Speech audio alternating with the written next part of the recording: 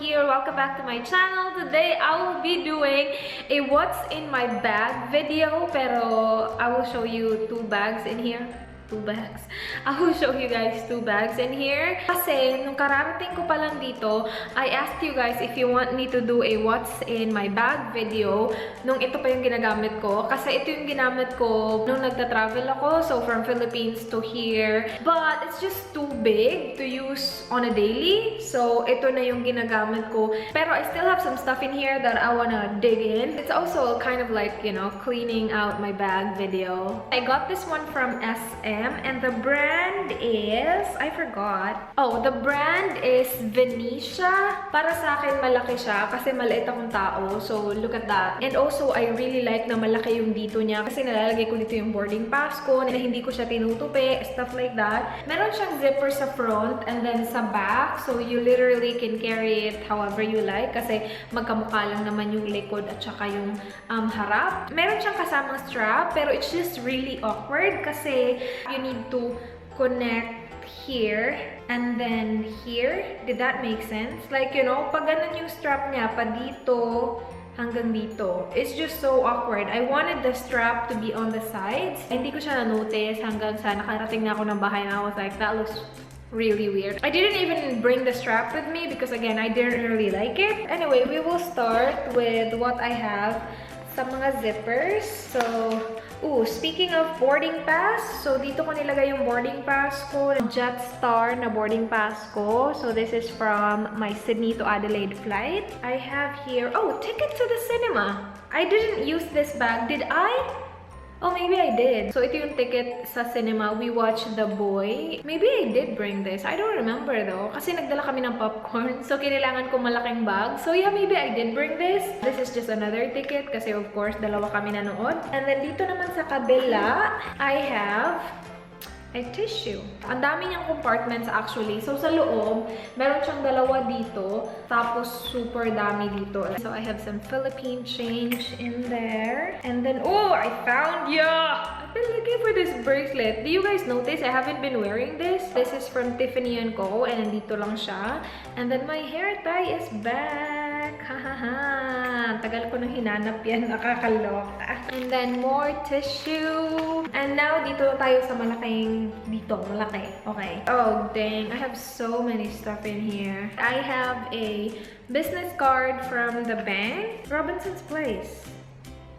Oh! Ito yung receipt na nagpa-exchange ako ng Philippine money to Australian dollars. Sa Manila yan. Wow. And then this one is from Typo! Nag-shopping ako sa Typo. Bakit nandito to sa bag na to? And then more receipts right here. And then I have, I think the lighting just changed. I have another hair tie. Ha ha ha. And then I have this one. Why do I have this one in my bag? Ito yung ginagamit para okay, yun. Kasi nga, diba, pumunta kami ng cinema. So, siguro ito yung ginamit ko pang ano ng popcorn. Ito yung ginagamit mo para i-seal yung ano mo, yung mga chips and all that. So, yeah, that's maybe the reason why this is here. Popcorn. I have a pen kasi if you're traveling, you need a pen, especially if you're traveling international kasi, you know, marami kang mga isa-sign na mga ganon. And then this. What do I have in here? The clip lens. Yung mga iba-ibang lens para sa iPhone. Hindi ko pa to sila na-try actually. I mean, na-try ko na sila nung na-receive ko sila, pero hindi pa as in like, you know, hands-on na na-try. And I feel bad kasi I forgot where I got this from. Actually, a shop from the Philippines sent this to me and I forgot the name of the shop. I'm sorry, I will leave it below. The last thing in here is this one right here. I call it travel pouch. I don't really know what you call this, but I got this from Brian_stuff on Instagram. This is perfect for traveling, you guys. Kasi masustore mo dito lahat ng kailangan mo. Like tickets, your passport, and all that ish. So, I have my boarding pass in here. So, ito yung sa Cebu Pacific ko na boarding pass. This one is from Manila to Sydney, I believe. Yeah. This one is from the bank again. And then, this one, what is this? Oh, ito yung ticket. Kasi nung nandun ako sa Sydney, I took a train from one terminal to the other. And then, you open it up and you will see my passport. So, meron akong dalawang passport. My old one, tsaka yung bago ko na kaka-renew ko lang. And then, yeah, just like bank stuff. And then, you can put in here a lot of stuff. And then, my visa stuff na kailangan talaga nung nagta-travel ako because, of course, I need to show them. And it has a zippered compartment as well where you can store your money just to make sure na hindi sila mawawala. So, it's right there. So, yun yung laman ng bag na yun. Now, onto this one. This is the bag that I use here on a daily. I got this from Supre. Part siya ng 5 for 5 deal. So, I got this for $1. And it just looks like this. I really like this. Hindi siya tugma sa weather though. Kasi parang yung fringe, parang pang summer siya. Pero, hey, I don't care. This one is really easy kasi isang compartment lang siya. The first thing in here is my I Love Australia na coin purse. Ito yung binigay sa akin ni Dan nung pumunta siya ng Pilipinas. And then I have, what the heck? I have the remote for the garage door. So, that's that. And then in here, I have yung pang-wipe ng glasses. And then I have in here the C3 or Moisture Mist. Ito, sobrang nakakatulong talaga siya because I just missed it on my dry face and bonggang-bonggang refreshed na siya. I got this from my BB bag, by the way, and it's available sa boutique.com. I will leave it below if you guys are interested.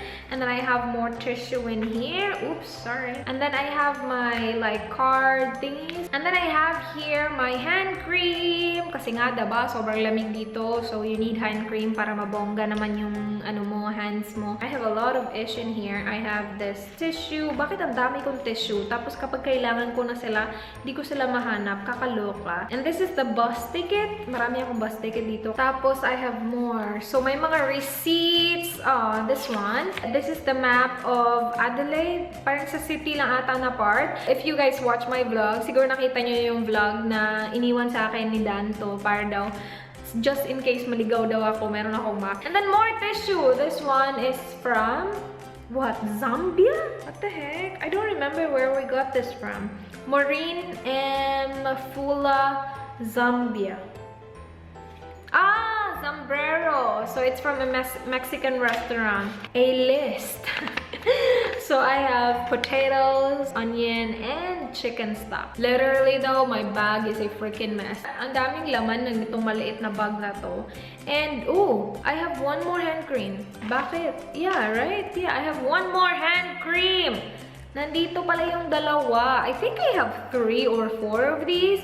And then, ewan ko kung nasa na yung iba. I have here a, oops, that's kind of nasty. Parang na-open siya. So, I'm gonna throw that away. It's a bus ticket. Ganito yung itsura ng bus ticket nila. So, you just, like, put it like that and it will, like, whatever. Another panty liner. Giwa or Jiwa. It's a Korean restaurant. Gusto ko yung card nila eh. So, I decided to get one. It's just really nice. Thin, tapos gold. Bongga yung card nila, ha? Okay, wow. I have Australian sugar.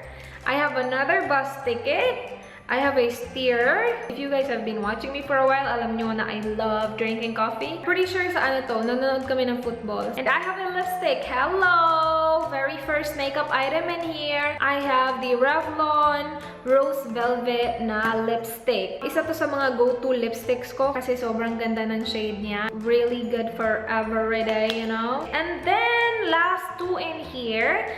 My Maybelline Baby Lips. This one is in the shade Cherry Kiss. So, ito yung baby lips na merong konting tint sa kanya. Just in case hindi ko feel nag-lipstick, nagli-lip balm lang ako. And maganda yun kasi meron siyang tint. And the last one in here is my EO Safflon Comfort Drops. I wear contacts a lot. Lalo na kapag lumalabas, minsan lang ako nag-eyeglass. Kasi hassle talaga sa akin yung eyeglass. So, I wear my contacts more often kapag lumalabas kami. And I always make sure na I have this in my purse. I just put 1 drop each eye and then I'm good to go. Sobrang liit lang niya. So, hindi siya mahirap dalhin sa purse at all. And that's basically it. As you guys notice, hindi ako nagdadala masyado ng mga makeup items kasi I hate retouching. As in, sobrang minsan lang ako nagre-retouch ng lipstick or whatever. I hope you guys enjoyed. Please do like if you enjoyed watching.